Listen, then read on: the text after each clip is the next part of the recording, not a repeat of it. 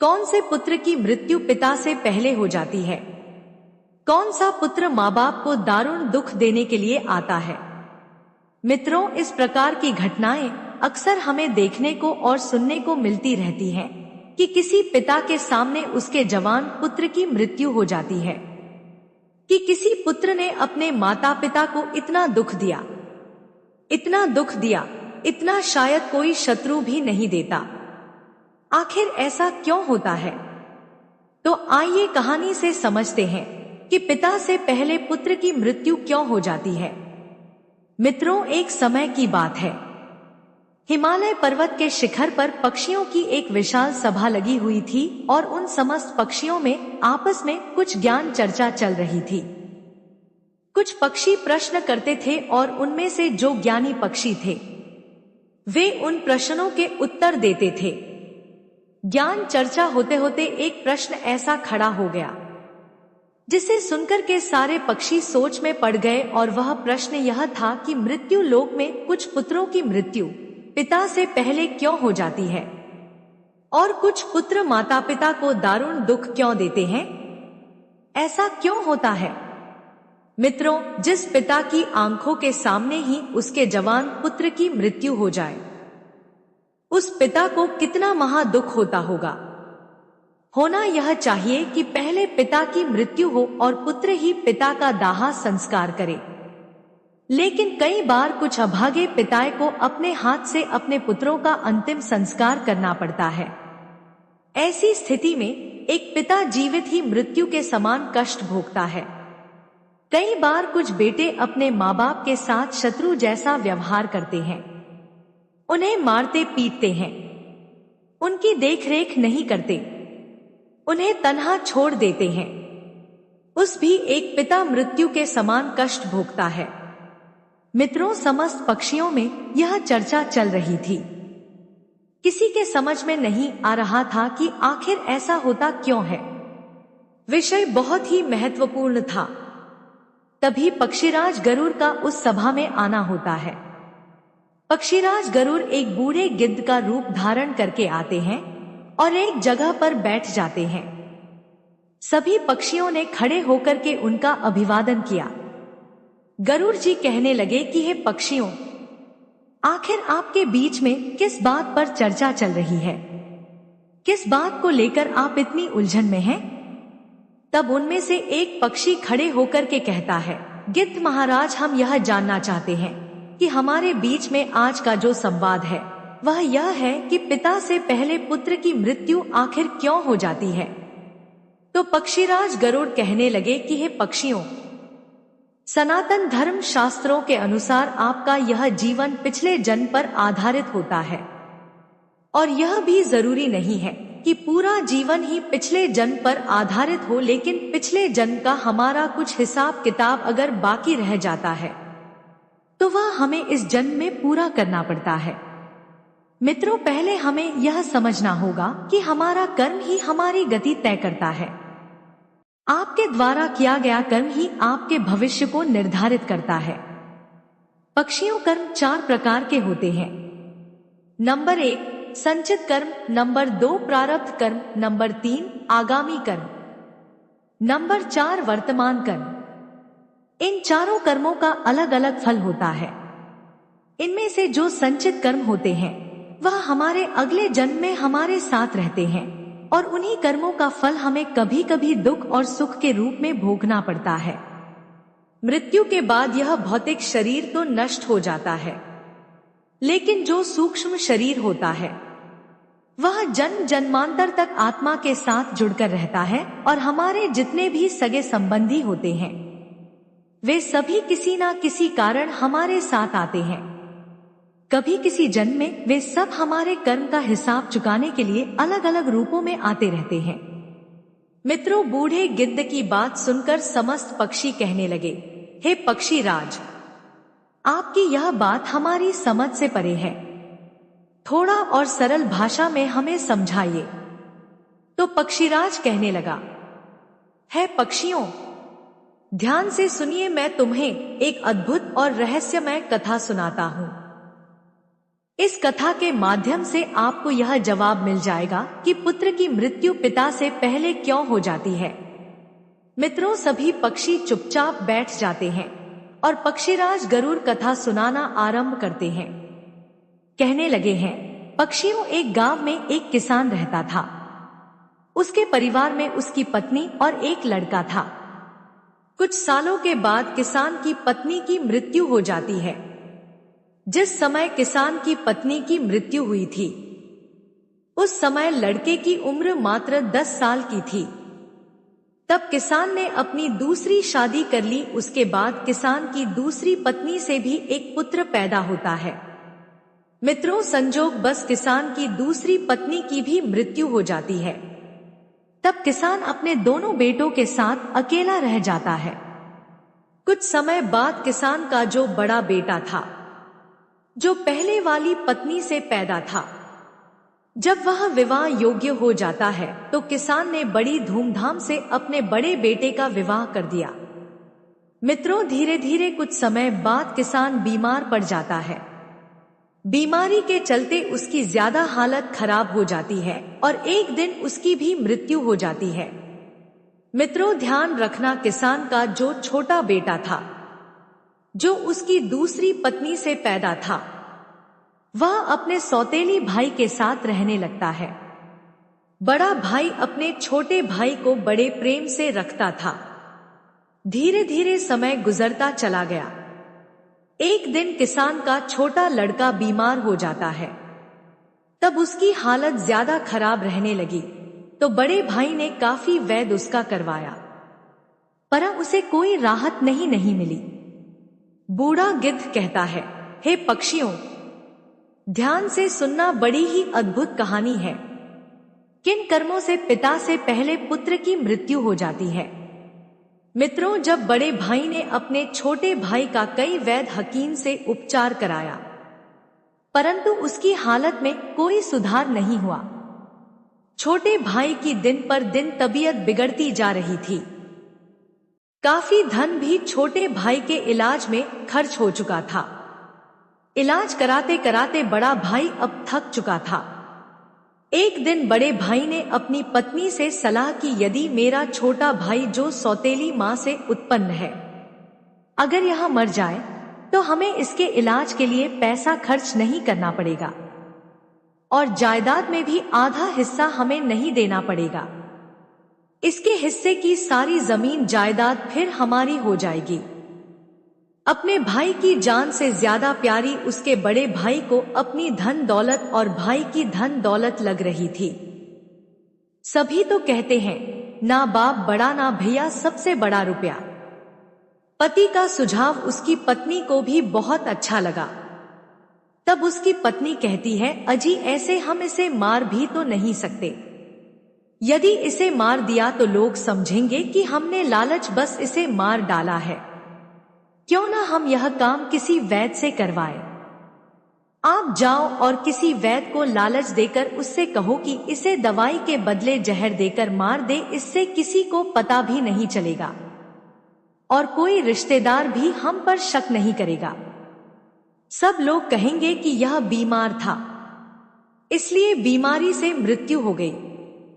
बड़े भाई ने पत्नी की बात मान ली और मन में विचार करने लगा कि किसी से बात की जाए तो हमारा काम बन जाए।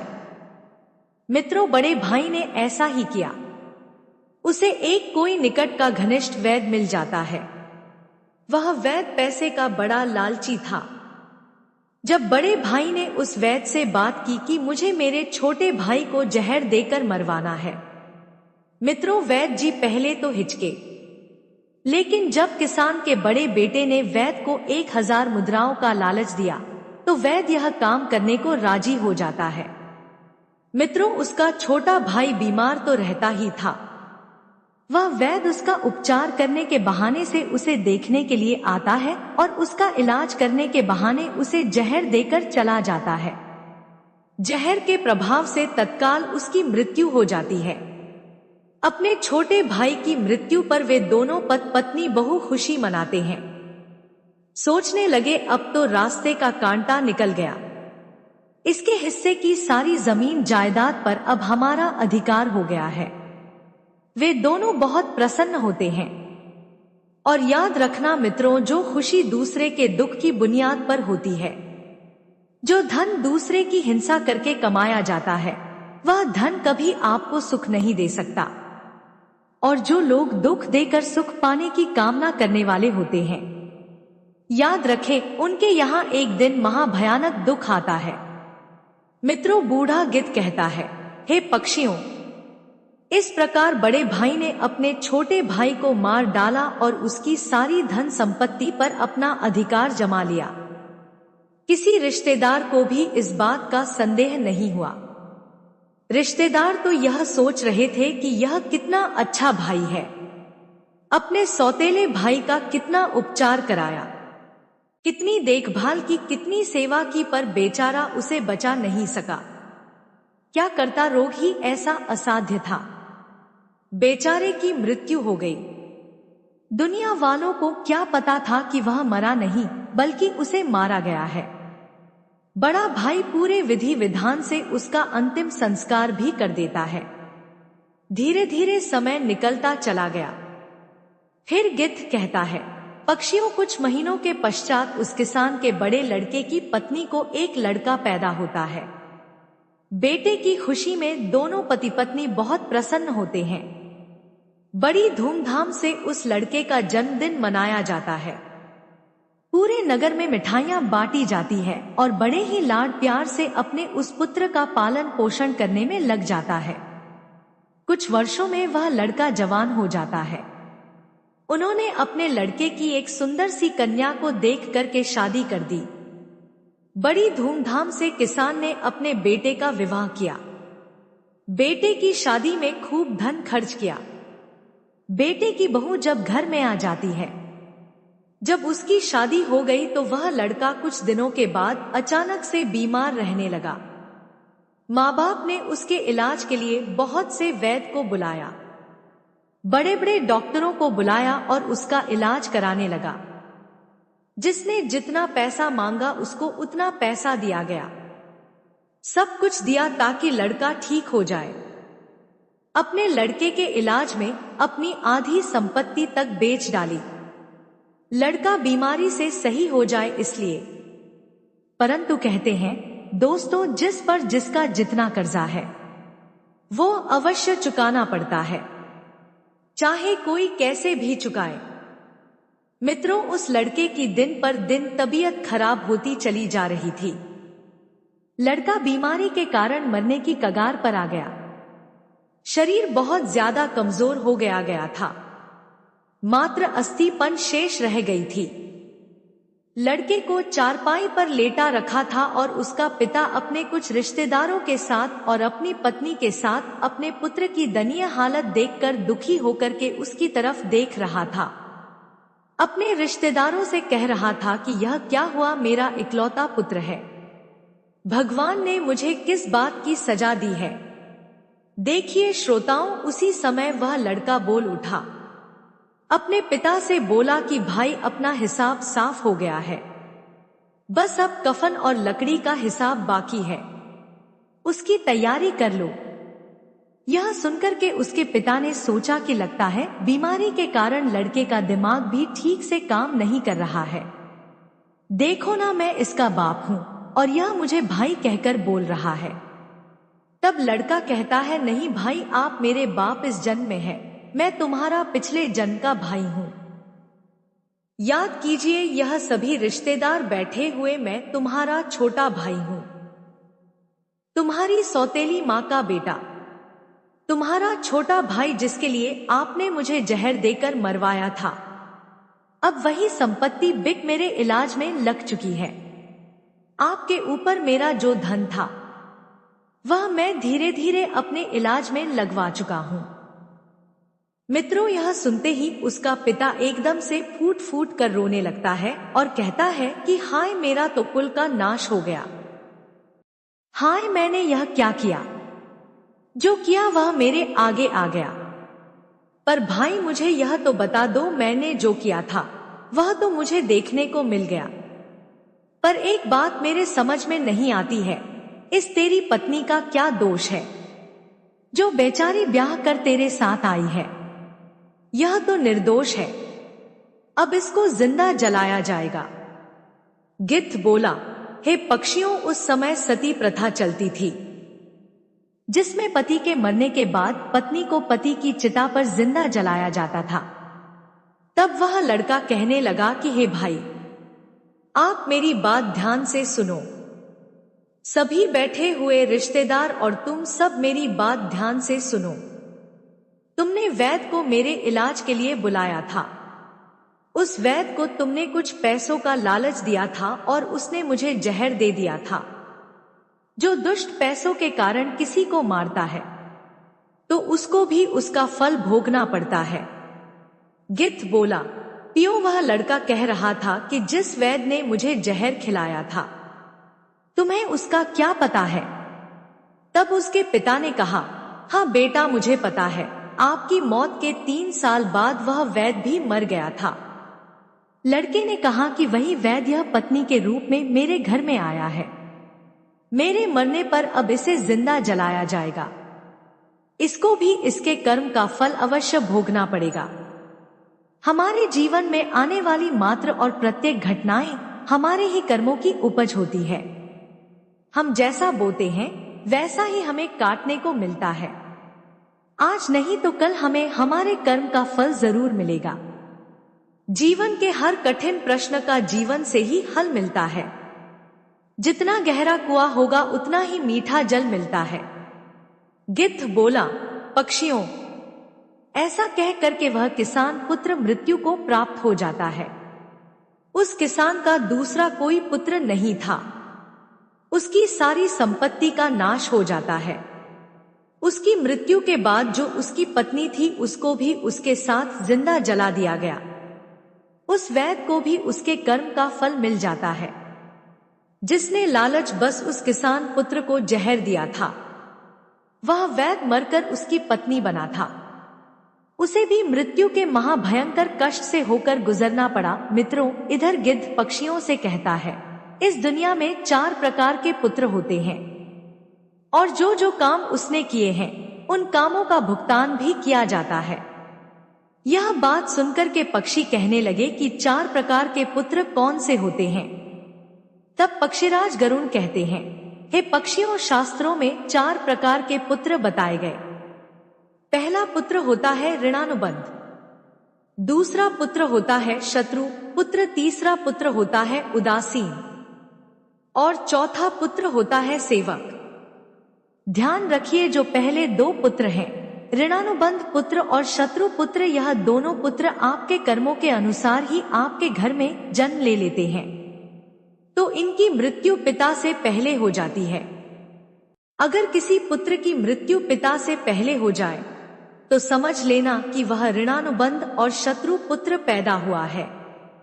प्रचलित मान्यताओं के अनुसार यदि आपने अपने पूर्व जन्म में किसी को किसी भी प्रकार का दारुण दुख पहुंचाया है और वह व्यक्ति आपसे किसी भी तरह का बदला लेना चाहता है, लेकिन वह किसी कारण बस बदला नहीं ले पाया क्योंकि वह कमजोर था और वह इसी तरह तड़प कर मर जाता है, तो निश्चित मानिए वह व्यक्ति इस जन्म में आपका पुत्र बनकर लौटेगा और फिर वह अपना बदला पूरा जरूर करेगा और आपको अपने ही पुत्र की मृत्यु देखनी पड़े। जरा सोचिए, अगर किसी के सामने उसके पुत्र की मृत्यु हो जाए तो उस पिता को कितना असहनीय दुख होता है। इसका मतलब यह होता है कि यदि आपका पुत्र आपको मृत्यु तुल्य कष्ट दे रहा है तो समझ लेना कि आपके पिछले जन्म का वह शत्रु हो सकता है या वह व्यक्ति हो सकता है जिसको आपने कभी मृत्यु तुल्य कष्ट दिया होगा। ऐसी संतान आपके जीवन को हर तरह से कष्टों से भर देती है, आपका जीवन नर्क बना देती है। ऐसी संतान आपको मारती है, सताती है, आपकी धन संपत्ति को कुकर्म के माध्यम से बर्बाद कर देती है और एक दिन आपको भीख मांगने पर मजबूर कर दे। तो पक्षियों, इस तरह से पिता से पहले वही 2 पुत्र मरते हैं जो ऋणानुबंध होते हैं और जो पुत्र शत्रु होते हैं। अपने कर्मों का लेखा जोखा पूरा करने के लिए किसी के यहाँ आकर के जन्म धारण करते हैं।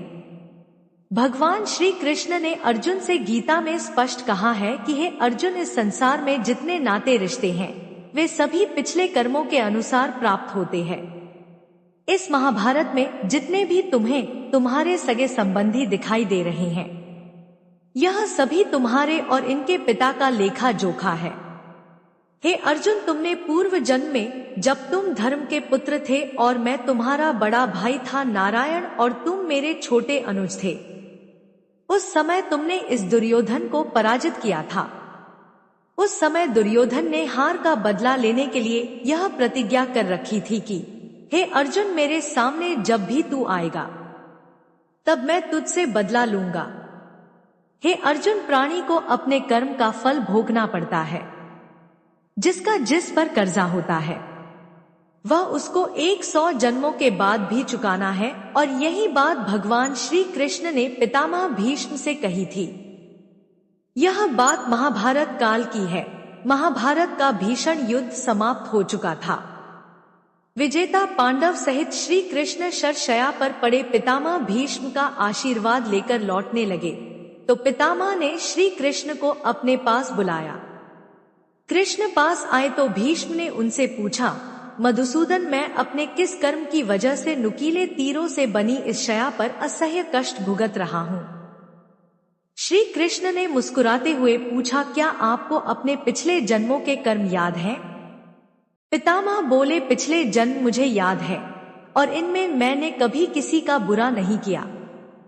श्री कृष्ण ने उनसे सहमति जताते हुए कहा, यह सही है कि 100 जन्मों में आपने ऐसा कुछ नहीं किया। यह 101 जन्म की बात है। उस जन्म में भी आप एक युवराज थे। एक बार जंगल से गुजर रहे थे।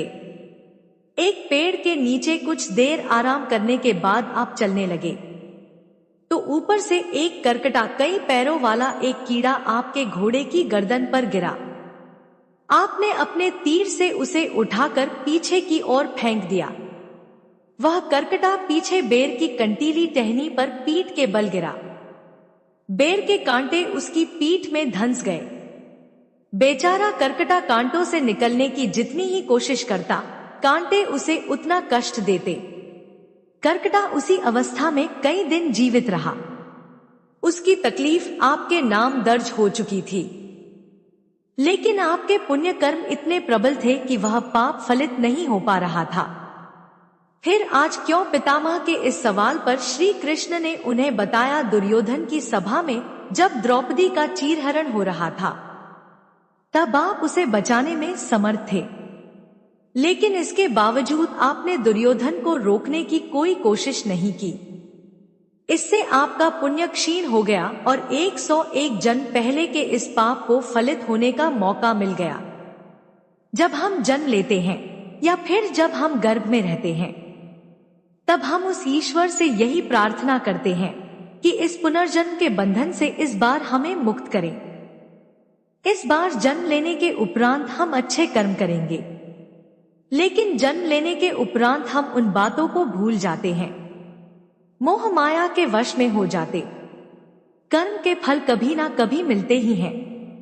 इसलिए पृथ्वी पर निवास करने वाले प्रत्येक प्राणी व जीव जंतु को कर्म के फल भी भोगना पड़ता है और कर्मों के अनुसार ही जन्म होता है। कभी किसी प्राणी को नहीं सताना चाहिए, भले ही वह छोटा सा कीड़ा ही क्यों ना हो। तो देखिए मित्रों, इस संसार में 4 तरीके के पुत्र बताए हैं।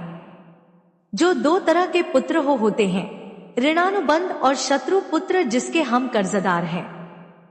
किसी का कर्जा हमने खाया है, किसी के पैसे लिए हैं और वह पैसे वापस नहीं दिए, तो वह पैसे हमें चुकाने पड़ेंगे। यदि इसी जन्म में चुका दिए तब तो बहुत अच्छा है, और यदि वह दूसरे जन्म में चले गए तो आपको भी यही दारुण दुख झेलने को मिलेगा। वह पुत्र के रूप में जन्म लेगा, भाई के रूप में जन्म लेगा, या आपके प्रिय किसी सग संबंधी के रूप में जन्म लेगा, या फिर आप गधा बनेंगे या बैल बनेंगे या कुत्ता बनेंगे, जो आप उन पैसों को चुकाएंगे। आपको कर्ज तो जरूर चुकाना पड़ेगा। यही शाश्वत विधान है, यही प्रकृति का नियम है। हर क्रिया की प्रतिक्रिया जरूर होती है, और जो दूसरे तरीके का पुत्र होता है शत्रु पुत्र, वह भी आपसे बदला नहीं छोड़ेगा।